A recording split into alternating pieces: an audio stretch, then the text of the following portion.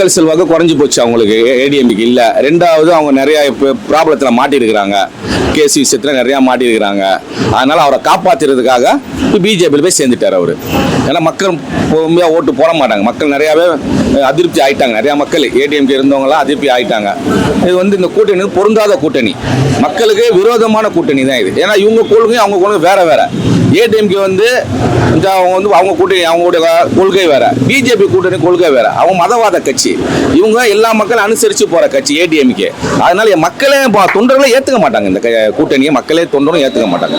இது வந்து ஜீரோவில் தான் வந்து முடியும். இது மக்கள் ஏற்றுக்க மாட்டாங்க. கடைசியில் அது வந்து ரொம்ப படுந்தோழி தான் போவாங்க. அவங்க இவர் தான் பொட்டி பாம்பு ஆயிட்டாரா, இவர் வந்து எந்த வாய்ப்பு இல்லாமல் போயிட்டாரு. இவர் தான் எல்லாம் அடக்கி ஆடுறது அவங்க தானே. ஏடிஎம்கே கட்சியை அடக்கி ஆடுறதே பிஜேபி தான். அதனால இவங்க வந்து எந்த ஒரு ஜெயலலிதா மாதிரியோ எம்ஜிஆர் மாதிரியோ இவங்களால வர முடியாது, ஆட்சி இது மாதிரி பேச முடியாது, கொள்ள முடியாது. இதெல்லாம் அவங்க கையில் புடி மாட்டிச்சு அவங்க கையில். அதனால இவங்க வந்து பணிக்கு தான் போகணும்.